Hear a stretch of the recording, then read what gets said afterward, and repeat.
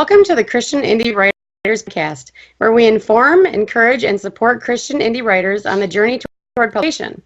I'm Rhonda Hagerman, and I write both fiction and nonfiction. I'm currently working on a series of articles for my hometown historical society. And I'm Jennifer Carl Tong, and I write historical Christian romance. Hi, I'm Christina Catane, and I write in multiple genres, including Christian dystopian fiction. Hi, I'm Jamie Hirschberger. I write short fiction under the name J.R. Nichols. We like to start each episode with a segment we call What's Up? It's a time to check in with one another and see where we are with our writing and our personal lives. So, ladies, what's up? Jamie? Well, I am so excited because after we had our last episode talking about how we can be encouraged and motivated to write every day, Jen kind of nudged me to be creative and to look at spaces in our rental property that I hadn't considered, including our front porch. So I have set myself up a dedicated writing space, and I'm very excited to report that it's working out great, except for when the temperature gets a little high. We have no air conditioning out there, so. That's awesome. I'm so happy for Tina? you. Awesome. Well, we've been doing writing sprints, and so I've written between 1,000 to 2,000 words a day all week, so that was really good. And I also spent some time doing a Facebook ad to get some lead generations for my ChristinaCatane.com page, and I did that. And I'm paying for it, so you can pray for me that it'll work. And also, I put an upsell in there. So what I did is I gave them they get to read the story of Chugiak for free if they sign up for my mailing list. But I'm only sending it. I set up the automation sequence, so it'll send them the new installment once a week. But if they want to read it all at once, then they have to go to my Patreon page and pay the $1 a month, and then they can read it. And also, I kind of plugged all the other stuff that's on there. And I have a button in the email sending them to Patreon. So I'm kind of hoping I have 12 whole people on my mailing list right now. I have 50 on my beta readers, but on my actual website. So I'm hoping to get that up. So how's it going so far? Have you had a result? Well, I just started it last night after midnight. And I've had 2 people. I've had 2 leads. Well. So it's been 12 hours. 2 leads in 12 hours. So we'll see. 2 more than you had, right? That's right. Right. What have you been doing, Jen? Well, I have been cutting out of my story. And one day when we were doing one of our writing sprints, I was editing instead, and I cut out like 2,500 words. And I'm so excited. I know most people would be like, oh no, why would you be excited about cutting? All of us want to get our numbers up there. Why are you cutting? But I'm super happy about it because, like I said before, this is the first story that I wrote, even though it's going to be the 3rd in the series. And I don't know if I thought I was writing a TV series or what, but I really loved all the characters, and I really do like the things that I wrote, but it was just too much. And it really comes down to getting to the main characters faster. I saw a couple years ago a very rare interview with Jeanette Oak. She was at a little conference for One Calls the Heart, and the thing that she said that really stuck with me, she said that characters matter. It doesn't matter how great your story is. If people don't like your characters, they don't care what happens to them. And I thought that's so true. I mean, so that's what I always try to focus on as my characters. Well, the problem with this story is it was taking us forever to get back to Will, the main love interest. Like it took us, because I had all these great scenes, but it didn't really matter or it did matter for overall for character arc, and it showed us more about Phoebe, but we still took us too long for Phoebe and Will to get back together. So it's a much better story now, and I'm getting very excited, and I'm going to keep all that I'm taking out and use it later for, I think, subsequent books. So that's what I've been doing. What about you, Rhonda? What have you been up to? Well, honestly, this week I haven't spent as much time as I should have writing. I accomplished my goal mostly about 4 days probably this week, but there's been so much gardening going on, and there are so many curator, just general housekeeping tasks to take care of that that sort of took over my week.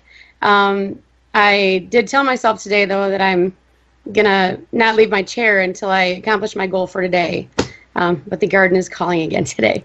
So, but it's almost done, so that excuse is almost void. So, guaranteed your garden looks a lot better than mine right now. Oh, well, your garden. I don't even have a garden.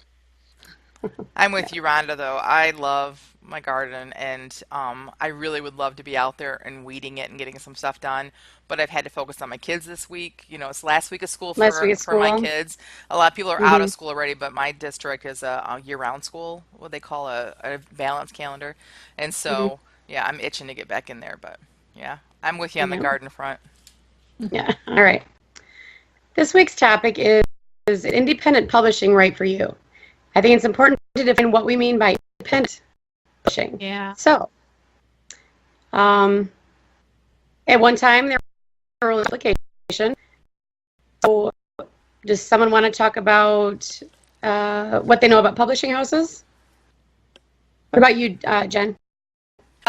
You know, back in the day, especially if we're one to publish, you really had to go. You had to get an agent, and you had to go through one of the big publishing companies. And you know, back when, you know, in the 80s when Jeanette Oak first started, and back in the 90s when Frank Peretti was first writing, and like that, you had, that was really the only way to publish. And then Kindle came along. And when Kindle came along, it kind of changed everything. So I guess that's still an option. Some people still choose it as an option. But the difference back then is very few people got published because there's only so many publishing houses and they only have so many hands to do it. Back then you would get big advances often, and the royalties were pretty decent, but it's not like that anymore. But we'll talk about that in a second. Oh, go ahead. Yeah, that's also if you were even able to make it through to the publishing house, because like you said, if you didn't have an agent, you were just mailing your manuscript off blind to, you know, Random House, hope you love it. And meanwhile, can you imagine the big piles, they literally call them slush piles, of people's manuscripts, their hopes and dreams just on some big basement floor somewhere, and very few of those submitted manuscripts would get chosen to be seen by the editors, because if you were going in unagented, you rarely even got read. Right. And I've heard stories from best-selling authors who wrote novels that are now bestsellers, but they got rejected by all these publishers because they didn't match what the publisher was looking for at the time. So this one guy said he was writing a crime drama, but they were looking for psychological dramas. That was the big thing at the time, and nobody wanted to publish that. So even if you were a big name, you weren't guaranteed. Right. And it doesn't mean that there isn't an audience out there for it. It just means that they weren't looking for it right then. Right. The other option back then, too, and still today, unfortunately, are something that's called vanity press. And this often gets confused with self-publishing. People think they hear that you're going to self-publish, and they think that you're doing what is negatively called vanity press, which is where you would pay a lot of money to have a lot of money. Yeah, like you'd pay somebody to print your book. You would get thousands of your books, and they would sit in your garage, and you'd have to like go peddle them at craft shows or, you know, at book shows or wherever. And people, like, there was really like that was the only way to sell them too. You couldn't get into bookstores that way. People kind of, there was really no, like, people didn't see you as a legitimate author. It wasn't very likely that you were going to make a profit, and it costs a lot of money to do that. So. I'll give you guys the first scoop here. My grandmother used a vanity press when this is probably, I don't know, 30 years ago, and she wrote her life story. And it wasn't well written. I mean, the story was fantastic. Everybody in the family loved it, but it wasn't something a publishing house ever would have bought. But now, she wrote basically the rough draft, we're going to consider it. And then my mom, myself, and my daughter are all going to turn it into an actual finished book. Nice. Awesome. And so it's going to be a multi-generational effort. That is so awesome. Really great. Looking forward to that. Can't wait to read it. And And nowadays it'll be so much easier for you because you don't have to go through a publishing house. Because even with you doing that, it doesn't mean you're going to be able to find a publishing company that'll pick it up. Mhm. But today, I mean, Kindle changed the world of publishing, Mhm. like overnight. Absolutely. And so it's so much easier to become self-published now. And Mhm. do you want to talk about that right now? Like we're still talking about what it means to be self-published, right? So I guess we should Yeah. talk about Yeah. what the options are. Mhm. Yeah, most Yeah. people know Well, what about. about Amazon? I was just going to say that's the big one, right? Everybody knows, everybody shops on Amazon. That's the big Walmart, so to speak, of book sellers, right? Right. One-stop shopping, easy breezy. Download it on your Kindle. You can even get a close to free Kindle around Black Friday. So that's the one that most people know about. The Or an other app on option your is phone. called. That's what I use. Mhm. Yep.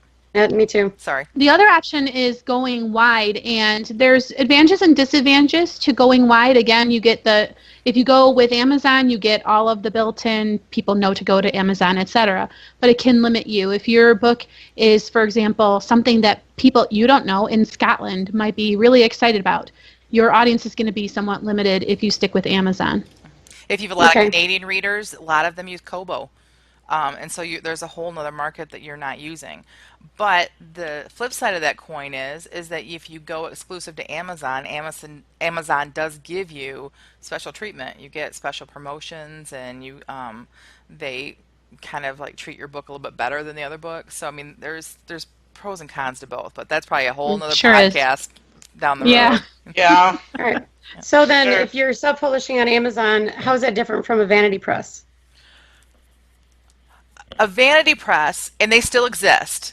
And so what I want to say first and foremost is if somebody approaches you as a writer, or you see an ad on TV, and I'm telling you, Christian writers are targets, big time. And I'm not sure why, other than the fact that maybe we're just too trusting. We believe I in the think good in it's everybody, because- but I think it's because a lot of time Christian writers really believe that they are sharing the gospel with their work, and they think it is very important for people to read what they have written, and so they're desperate to get it into people's hands sometimes. right. But if somebody approaches you and says, "I will publish your book if you pay me this amount of money," run. Any amount of Right, run. run like you see the light on top of Krispy Kreme flashing. Like run. Okay, for those of you, Run like there's clowns chasing you, because Right. that's the only way you'll see me running. right? There's something really scary behind me if Oh I'm no, running. I would probably run for the Krispy Kreme light. But for those of you in the UK or outside the US, Krispy Kreme is a place that offers euphoria like you won't experience outside of heaven, called a donut. And when the light is flashing, they're giving them away for free. So that's a side note. Anyway, if somebody approaches Is that what that you- light means? I did not Yeah, know that. You didn't know that. I hate to rain on your parade, but they've stopped doing it. Well, see, it's okay because I don't eat sugar I anymore. was so sad because that hot light, and not only are they free donuts, they just came out of that fat. So they Oh. melt when you eat them, is something Wow. that you've never experienced. So now they still serve them hot when the light is on. You just don't get a free one, which is so discouraging. Yeah, I when gotta pay a discovered whole buck or whatever it costs, man. Whatever it is, yeah. All right, so anyways, totally off subject because that's really easy for me. Rabbit trail. Yeah, rabbit. If Tina, somebody, what do you want to add to that? oh, I never finished. What? Oh, I'm Yeah, sorry, let Jen Jen. I finish. apologize. If somebody approaches you and wants you to pay them money to publish, do not do it. It will be a scam. I'm not going to list any names out here because I don't want a lawsuit.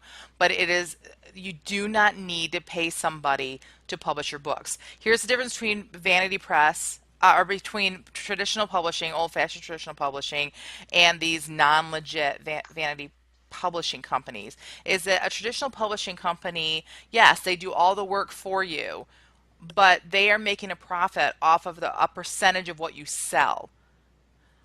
These vanity companies, you have to pay up front with no guarantees that you're going to sell.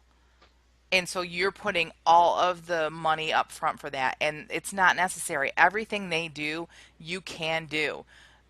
Do a little bit of studying, do a little bit of research online. If you're watching this podcast, you're already farther along technologically than probably some of the people that are trying to scam you for money.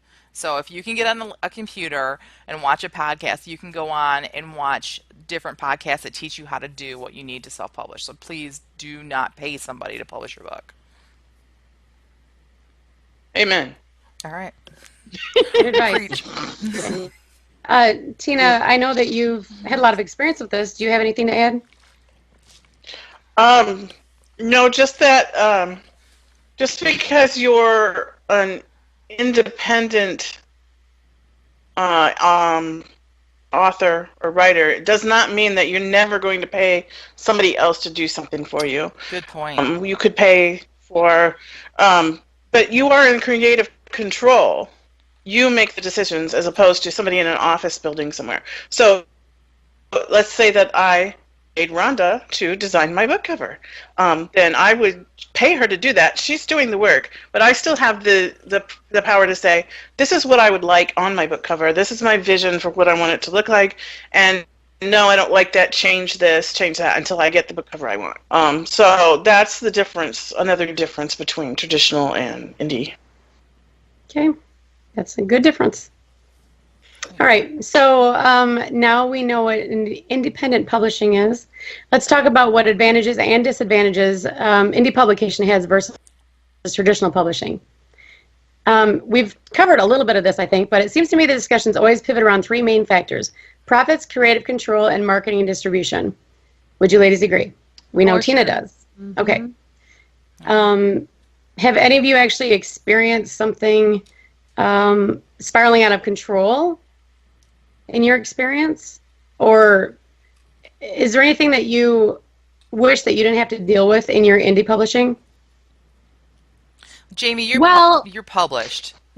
Yeah. So it's funny. I've only recently recommitted myself to my writing, and I would say that officially it's a first commitment, because when I first came to indie publishing, I did not want to sell books. I was like thinking, I just want to write books, right? So can I just outsource all of the social media and marketing and all of that kind of stuff? Well, unfortunately, no. If you're an independent publisher, all of that is put back on you to kind of figure out. So you have to educate yourself, and you have to come up with a plan, or copy someone else's plan or something, and figure out how you're going to have the work make money for you while you are still creating the work. And I'm really happy to say that I was reading Dean Wesley Smith, and he said, the minute you make your writing work, you might as well just put up a tombstone, because you've killed your writing career, because you're never going to want to write.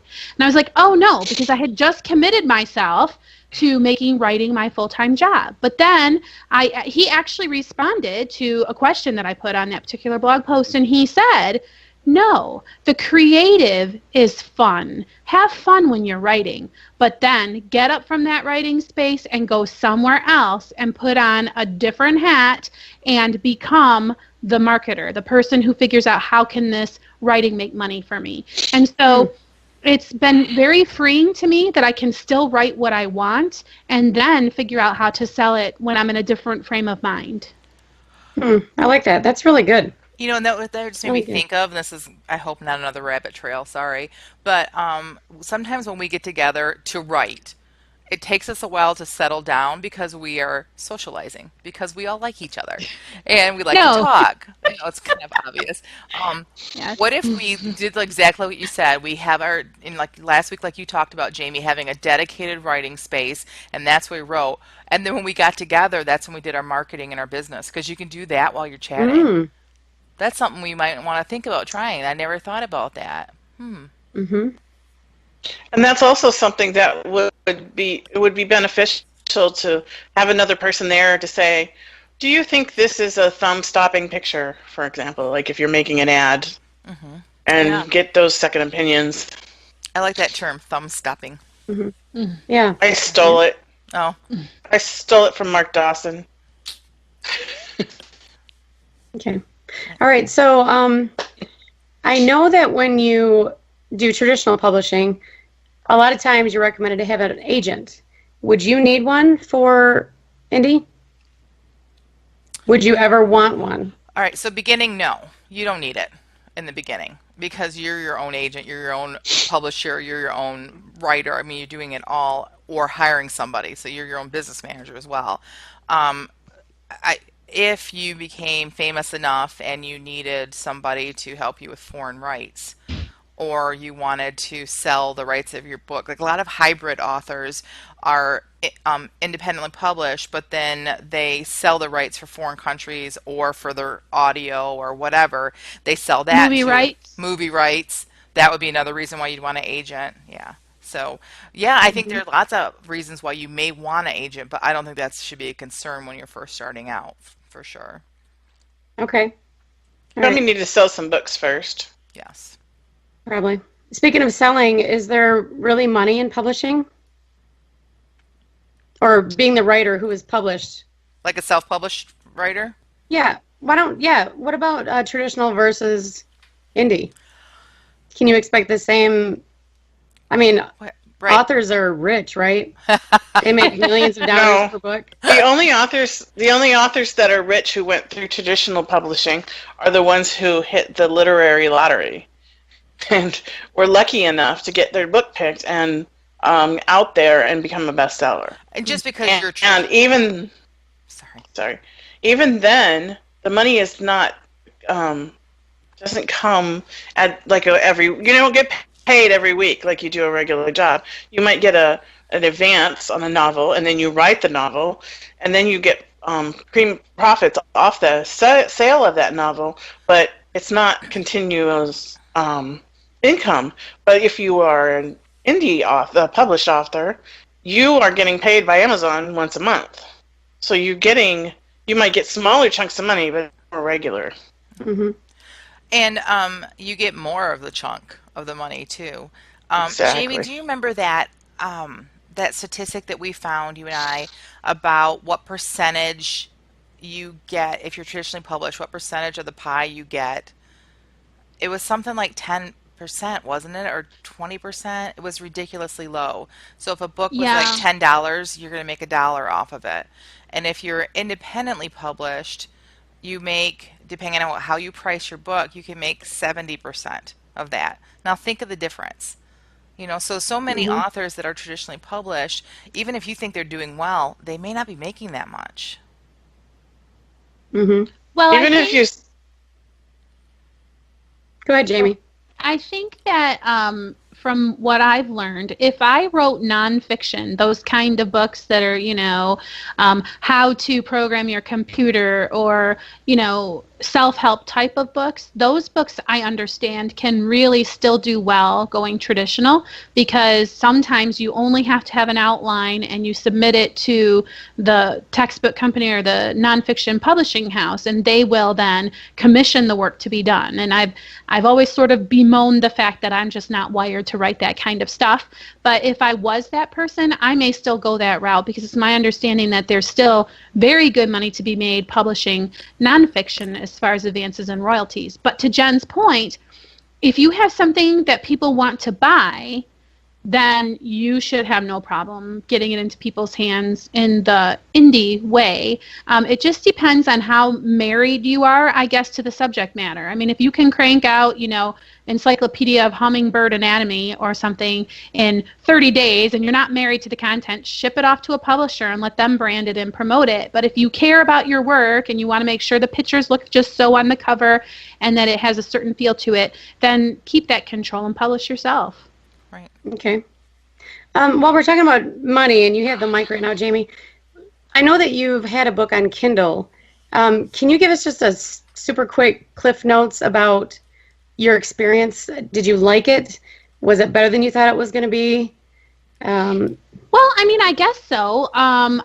I never expected the book to sell like hotcakes. I basically published to prove to myself that I can and that I actually would, because I was really kind of tired. I have written many things for NaNoWriMo, and none of them were edited and ready to publish. I just published this book just to say, yes, I can do this. I crossed the finish line. But the experience was easy enough. I mean, I kind of figured it out, and it was one of those things where it was not heavy information to the fact that I had it published, and then if you asked me to do it again 6 months later, I'd probably have to go relearn it. But I didn't spend a whole lot of money, so I was not very much out of pocket. So any copy of that book that sells, or any number of those pages that are read from here to perpetuity, in perpetuity, is that right? In perpetuity. Yes. will come to me. So, I mean, like, I could just be minding my own business and someone's flipping through. Even if they don't finish my book, I'll get half a cent or something for every page that they flip through. So I just really appreciate that I have some passive income sitting there that I don't really have to think about much until I return and decide I maybe want to do a marketing campaign or something like that. So does that answer your question? Yep, absolutely. Thank you very much. All right. Tina, so you are a pastor's wife. Yes. So why don't you talk to us a little bit about compromise? Compromise. In publishing. You know, if you're a traditional publisher or want to be published traditionally, it seems like you might need to compromise a little. Well, yes. If you go to a traditional publisher who is not a Christian publishing house, they might want you to tone down the Christianese or whatever it is that you have in your book. And if you go to a traditional a Christian publishing house, they might want you to turn it up. Or they might have certain things that they expect to have in that book. But if you're doing it yourself, you can have it however you want. And you can, if you want to be preachy, you can be preachy. You run the risk of people not wanting to read it if it's too preachy, but it gives you that freedom. You're just free to make all those creative decisions. I can be as subtle or as unsubtle as I want with what I put in a Christian book. Great. So Jen, give me some thoughts on book covers. Yeah, when Tina was saying that, it made me think like, yeah, the creative control is a huge thing for me. Because I know that about 2 years ago, maybe it wasn't that long ago. Yeah, it must have been about 2 years ago. I went to a writing conference and had an appointment with an agent because I thought that was the route I was going. I thought I was going to be traditionally published because it was Christian. One thing that you'll find as a Christian author is that bookstores are more than welcome, are more than happy to take books from Thomas Nelson, Bethany, all of the big names, because they know that what's coming from those book companies, those publishing houses, have been checked for doctrine. There's nothing going to be too crazy. It's going to be kind of middle of the road, and the bookstore doesn't have to do that work. So so I thought that's what I'm going to do. Well, what I learned when I was there, a lot of things actually, but what I learned when I was there was that not only did the agent say, well, you probably should do this with your book, that with your book, and this with your book, and I was like, that's not the direction I wanted to go in. She also was very exact in the fact that, all right, well, before any agent will really look at you, you need to make sure you have your website up, that you're on social media, that you're already promoting yourself. And I said, so does the author do all their own promotion? They said, yes. When you have a traditional book deal, you get about 30 days of promotion from your book company. Now think about it, 30 days. And then it disappears, and basically. it disappears because they move on to the next book, because that's how they do things. I am going to be promoting my book the rest of my life, all my books. It all works together. And so I really like the fact that I don't have to rely on whether or not they did a good job promoting my book or not. It's all on me to do that, and I really like that. But your question was about book covers, and I just realized that, and I just sidestepped it. I'm sorry. I had been kind of looking at book covers, and I've been talking to different designers, and it's kind of a hard road when you're a Christian romance author, because there's lots of people that want to do romance books for the general audience, and that's not going to work for what I'm writing. Plus, my time period is not well represented in photographs or anything. I'm writing during World War I, and so post Edwardian, but still kind of similar to that. So I decided I think I'm just going to do it myself. I'm going to take some classes. I already know Photoshop, and I enjoy doing that kind of thing. So as an independent author, you can do that. There's, you don't have to just do Photoshop. I mean, there's websites like Canva that will help you to do your own ebook cover. And so, again, it's all about the creative control. You can hire someone to do your book cover. You can do it yourself, but you have the control over that. So, and no one is going to tell you what to do. I don't have to trust that someone else who's writing the blurb on the back of my book will get it. because other authors that are traditionally published, when they receive that book in the mail, that's the first time they see the blurb. And I think that's Ooh, crazy. Like, I yikes. don't trust somebody Wow. else with my work to represent it that Mhm. way. It is hard to write blurbs, but I'd rather put that work in. So, Mhm. All right. Well, speaking of putting work in, what about marketing? What do you guys average, would you say, a week thinking about, not just thinking about, but also doing your marketing? And that includes all the social media, your yeah, website. probably not Well, enough. I'm sort of trying to put together my plan of action, so to speak. First thing first, I had to figure out like an email situation, because if you're going to get a Twitter account and you're going to have a Facebook, you have to have an email to sign up with. So are you going to use your personal? And you have to look into what Facebook will allow and all of those sorts of things. So I think right now I'm personally spending a lot of time thinking about it because I'm planning and strategizing. Hmm. Once everything is up and running, I'm hoping it will be a matter of a couple of hours per day, maybe after I'm finished doing my creative thinking about that stuff. But right now, I feel like I'm a woman in labor getting ready to birth something big. And so it's kind of an all consuming, swirling mass of, I mean, even just putting a website together can be a big deal. You have to decide, are you going to pay super big money to have something that's super easy, or are you going to try to go a free route? Or, I mean, there's just so many decisions that have to be made that Hmm. it's going to consume you a little bit at first, I believe. Or it doesn't have to. I mean, you're an indie. If you just want to do like I did last year and just put something up there so you can tell all your friends and family, look, I have a book on Amazon that you can download to your Kindle, and then just let it languish there. And maybe someone will see it in the unlimited and flip through and you'll make 45 cents. Like, so why not? It's all up to you Hmm. to do the work and do the research and sell your stuff or not. Right. Okay, Tina, I I've think heard you it. mention marketing quite a bit, and it sounds like you've got something maybe a little bit more concrete. Go ahead. Well, I I made the investment in purchasing Mark Dawson's SPF 101 course.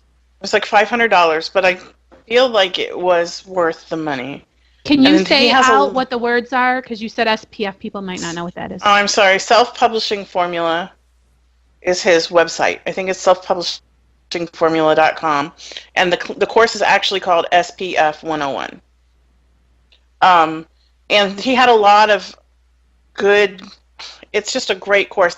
They just don't tell you what to do. They like have their little cursor and they say, okay, push this button. So they opened up Amazon and they said, this is how you put your book on Amazon. And they actually show you like step by step. It's really, really well done. And they had a lot of stuff on marketing. And I think the biggest thing that I picked up from that is the publishers are saying their number one tool is their mailing list. If you want to sell books, you have to have a mailing list. And so they put all their most of their efforts into building up that mailing list. And so I'm kind of going in that direction, which is why I actually purchased some ads on Facebook to get those lead generations, to get people to sign up for my mailing list by offering them something free, and Mhm. hopefully that will work. All right. Jen, I thought I heard a story. You found a book at Family Christian bookstore.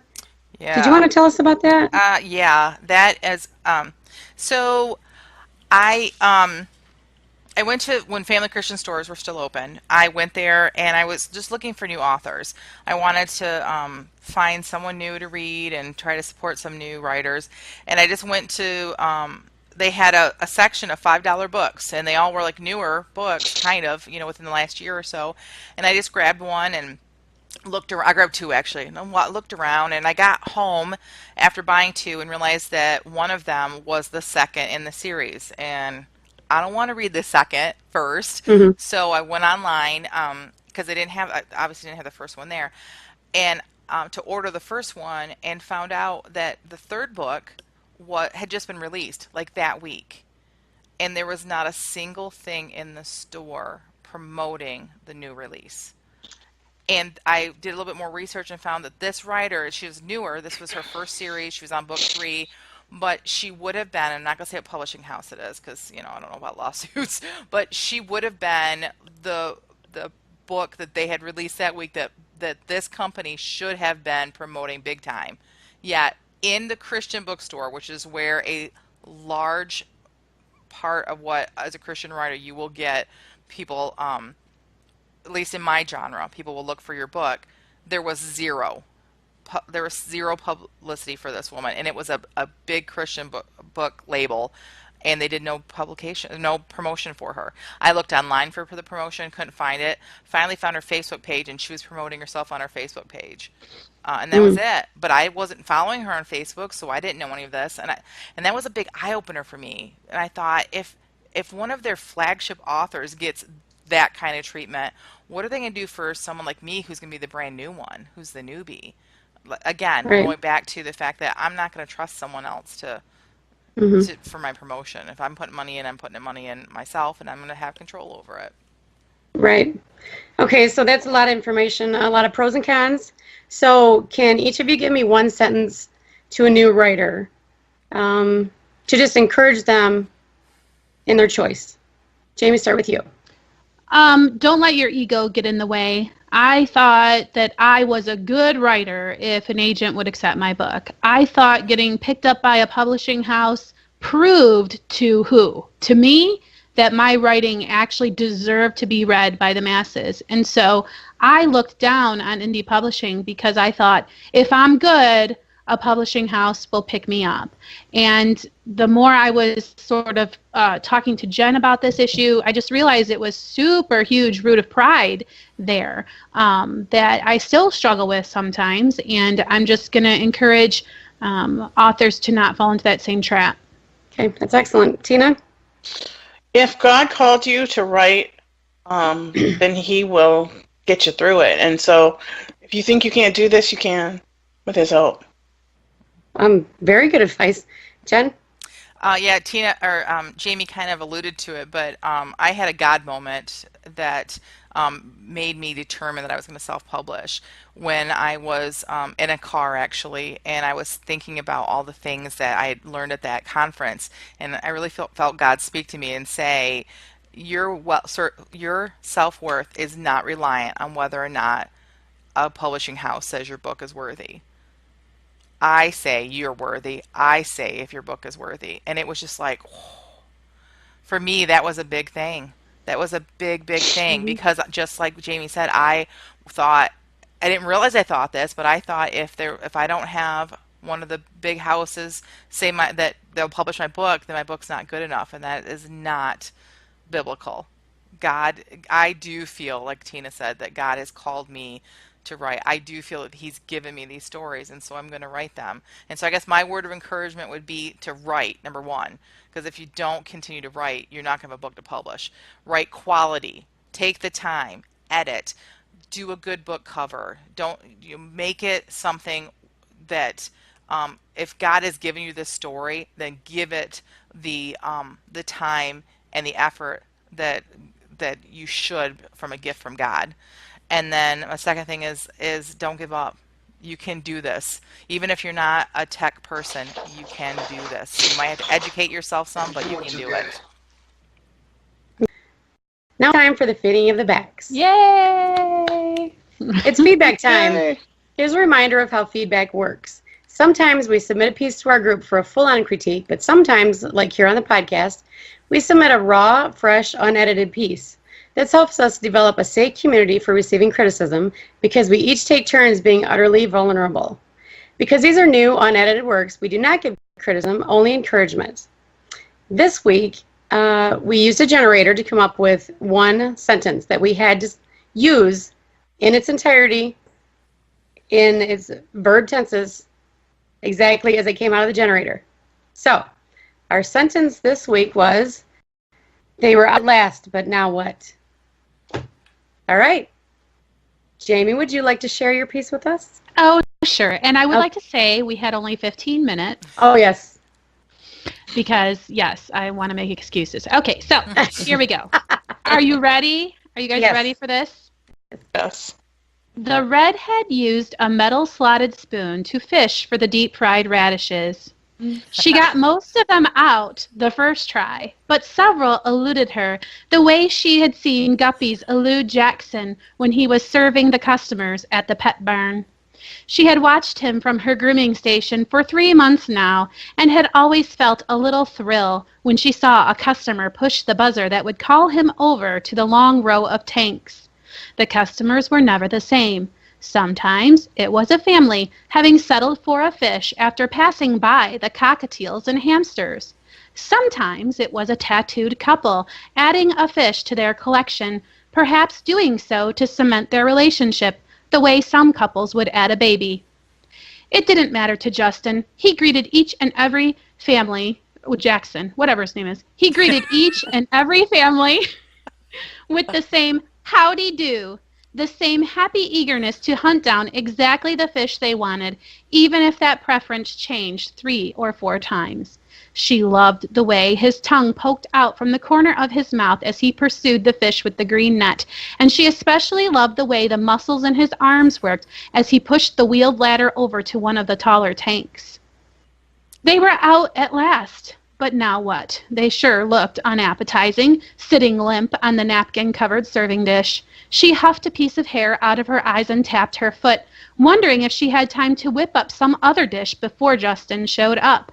It was their first date at home.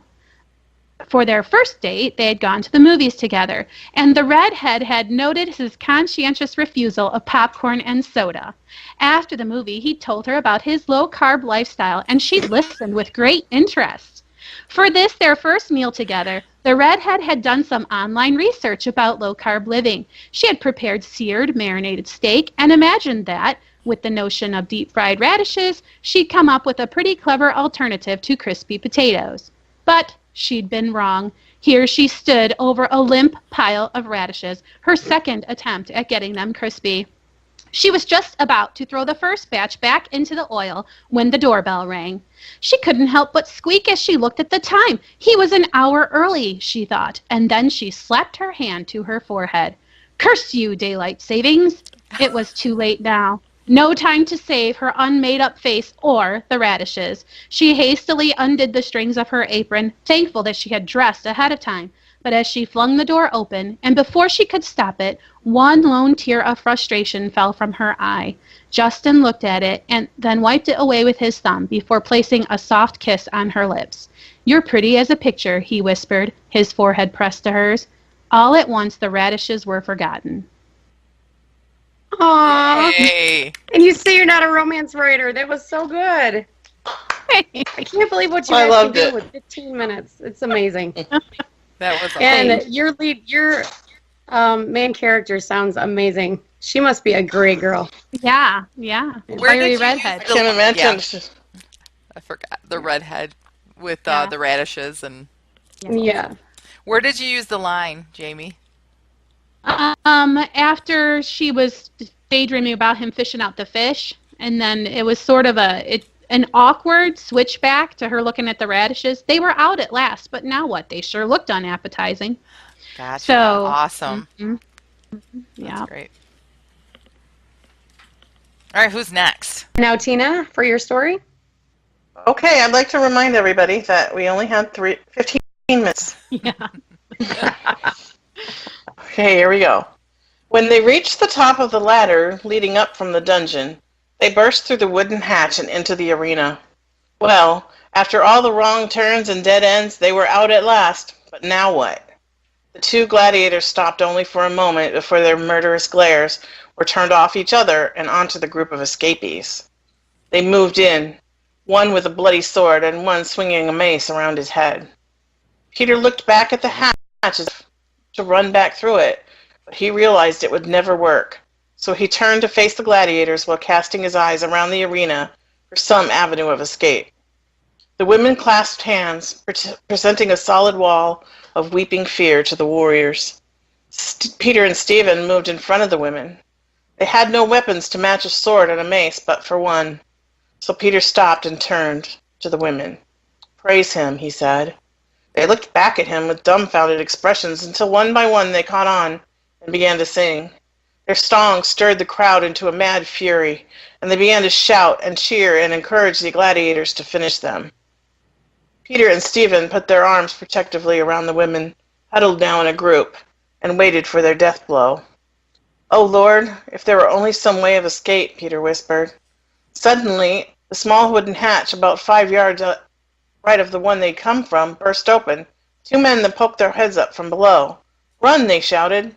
The group took off for the hatch, the women first, then Stephen and Peter followed, refusing to look back and see how close the gladiators were. Finally, he reached the hatch and jumped through it, falling roughly to the dirt floor and looking up just as the hatch slammed shut. They were bathed once again in darkness. "Do you have a light?" Peter asked, unsure which way he should direct his words. "They are gone," whispered the women. "We are the only ones here." Wow. Wow. I That's love really good. that Very wall of good. women. I love that. Yeah, very good imagery. Yeah. Thank you. I know you don't think that's complete, but that could be just a complete story on its own. It's so good. I love it. It's really good. Thank you. Yeah. So that could be an ending in some stories. So did you want that to be an ending, or were you still writing? No. They still have to get out of the dungeon. Mm-hmm. Right. Well, you know, some stories are just about... Well, it's not really a dungeon, but that's what came out. So.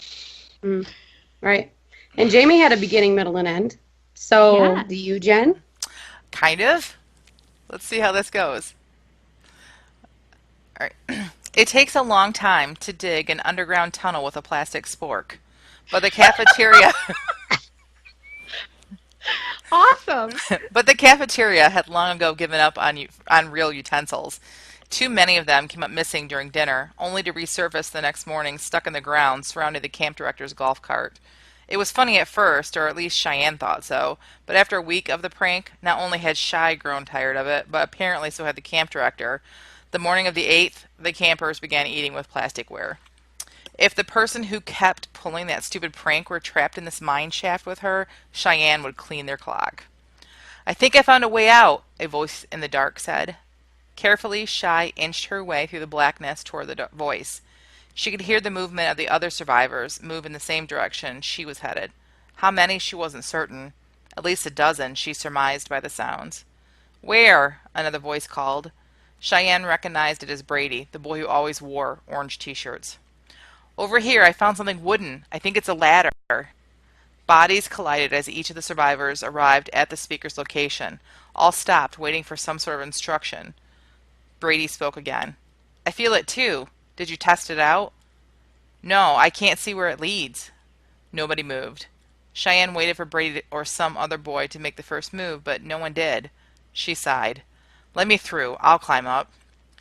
Invisible bodies parted, making way for her to move in the direction of the ladder of hope. She found it quickly enough. It was thicker than any ladder she'd ever seen. She tested her weight on the first rung and discovered that it was sturdy enough. Very sturdy, actually. She placed all of her weight on the first rung. "Be careful, Shy," Brady said close to her, so he'd recognized her voice as well. Slowly, Cheyenne ascended the unseen ladder. She rose higher and higher into blackness until her head hit something hard. She gripped the ladder with one hand and felt around the dark. It was a door. "It's an exit!" They were out at last, but now what? So I kind of cut off. I typed this sentence, and then I just kept writing above the sentence because I knew I wanted that to be my last sentence. But it was supposed to go a little bit farther, like so that you knew that they got out and saw destruction and chaos. That's it. So weird that you, Jamie, wrote a romance and I wrote some sort of post-apocalyptic, like dark. Yeah. So I can't wait to see what Rhonda did. She probably wrote sci-fi. Yeah. We're all switching genres. It depends on how you look at it, I guess. All right. Ooh. Okay, so my sentence, I wanted to be the first, and then everything I wrote to be a flashback, but I did not have a beginning, middle, and end, like some of you amazing people. So I'll just read what I wrote. They were out at last, but now what? 13 long years in the prison, as they called it, were over, and not a minute too soon as far as they were concerned. Jamie and Tina scouted their escape route through the sea of well-wishers and crying mothers. Jamie glanced back over her shoulder and spotted Jennifer sobbing on the shoulder of her grandmother, while her dad chatted with her now former English teacher. Jamie turned back to make sure their path was clear while pulling at the billowing sleeve of Tina's gown. Tina turned to see what Jamie was laughing about. Oh, poor Jen. Tina's eyes rolled back so far in her head she almost lost her path. But the girls knew that by the time they saw Jen at the graduation lock-in party tonight, her tears would have been dried and she'd be the life of the party once again. They finally reached Jamie's car well beyond the danger of the milling crowd.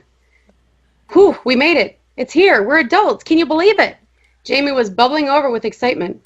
Tina just looked at her with a blank stare, pulled open the heavy door after kicking the right spot at the bottom corner. She plopped down on the vinyl seat and out of habit reached over to the driver's side door to let... She reached over to pull the handle on the driver's side door to let Jamie in. That's all I got. Yay! How fun! You're again. How awesome! You know what I love about that is that, like, I really think that would have been each of us in high school. Like, you think you kind of like summed it up. Tina rolling her eyes at me being overly emotional.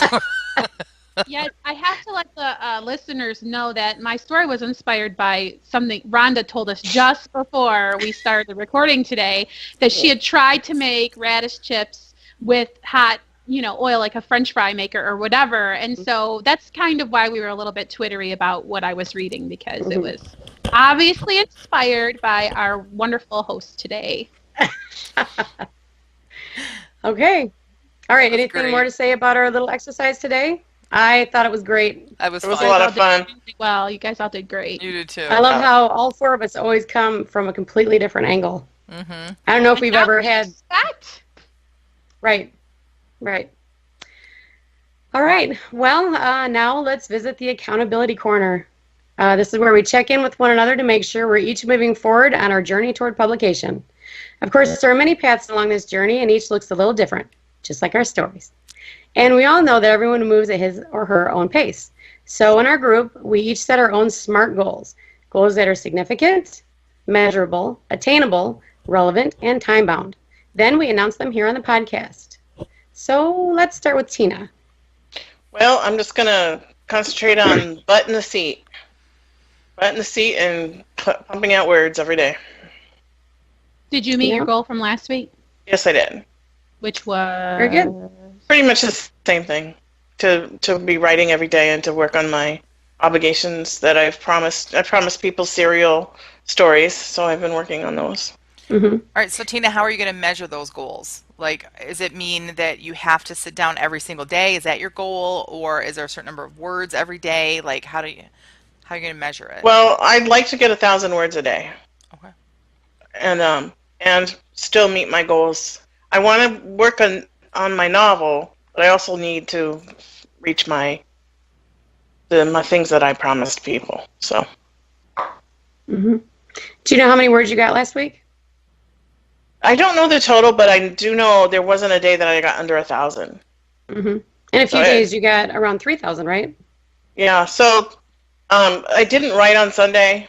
I took Sunday off, but all the other days I got at least 1,000 in. Mm-hmm. Right. What about you, Jen?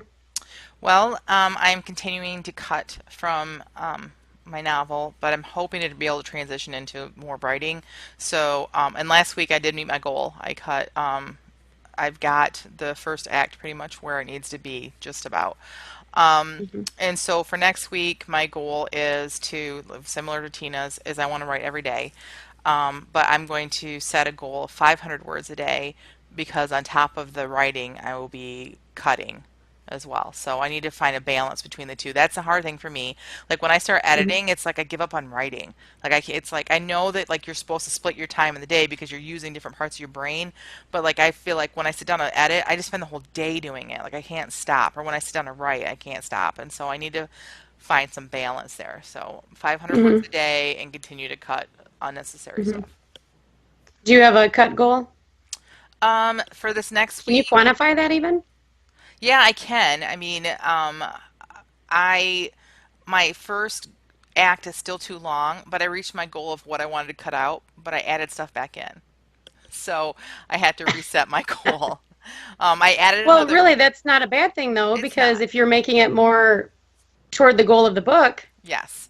I had to add a character back in because I couldn't figure out a way to bring about a certain plot point without this character, and I really didn't want to cut the character to begin with. But when I started cutting, I just had to cut lots of stuff, and then decide what really was important enough to bring back. And I just decided that that character in that chapter was important enough. Mhm. So yeah, I don't know And how you're you. going indie, so if it's a little bit longer than most True. romances, It then is it'll be a true. little bit longer. Yes, Right, exactly. As long, but right. I totally agree. But the reason why I'm really sticking to this is, again, like it was taking too long to get Phoebe and Will back together to where they even saw each other again. It was just, and that's the whole point of the novel, right? Is it's a Hmm. romance. So that's what I'm doing. Right. How about you, All Rhonda? right. Me, well, let's see. I didn't accomplish my goal for last week was to rough out 5 articles for my historical society, nonfiction, and then have 2 of them completely written and ready for publication. 4 days last week, I was able to meet that. Oh, And like I said earlier, my garden got in the way of, that's my excuse anyway for not finishing my goal. My goal is going to stay the same for this week and probably next week because that'll give me around 25 in the file cabinet to lean back on if I need to in the future. So I'm pretty happy with that. So just like great. Tina, I'm going to put my butt in the seat and just do it. Jamie? Awesome. So last week my goal was to write 5,000 words. And so I'm here to report that after our writing exercise, I broke 15,000 words this week. Thanks to writing sprints with y'all and just putting my butt in the seat and doing the work. So I picked 5,000 words because even on my drag of a drag day, I managed to get out 638. And so I like the goal of 5,000 words because I believe it's completely attainable. And I don't know if this 15,000 is some kind of a weird fluke. I mean, I have a 4,000 word day there that really boosted that number. So I'm going to keep it conservative. I'm going to say I will come back with another 5,000 words the next time we record, and we'll see if I bump that up after next time. If I see that I'm regularly producing more, then I will increase my goal. Okay. Would you say that your bigger counts encouraged you to write more the following day, this last week? Yes Were you and looking no. forward to writing every day? No, 'Cause- not okay. every day, that explains the 638 day. In fact, there were 2 days when I got up and I did not want to write at all. Fortunately, I had other marketing things I could do to feel like I was advancing my writing, but I also have a goal to write every day. And so maybe I should say that out loud because I've been writing every day since the 1st of June, and my minimum has always been 500 words. So I knew I was going to write those 500 words, even if it wasn't when I first woke up in the morning, even if it had to take me being inspired by some random thing I saw somewhere to figure out I was going to do that 500. So anyway, hope I answered your question. Yes, definitely. Definitely. All right. Good job, ladies. I'm proud of you. Okay. You too. You too. Thank you. Yes. I think now's a good time to remind our listeners that we have an excellent resource available to you when you join our mailing list. In addition to never missing an episode of the Christian Indie Writers Podcast, you will get a free download of our critique cheat sheet, which will help you both give and receive critique. Click the link below to join our mailing list and receive your free cheat sheet. Yay. Love the free cheat sheet. Yeah. Yep. Gotta get it. Yep. All right. This concludes the Christian Indie Writers Podcast. Join us next week when our topic will be, from our Faith and Writing series, what does it mean to be a Christian writer? So until next week, may your pen be prolific, your deadlines be met, and may all of your words honor Christ. Bye. Yay, bye.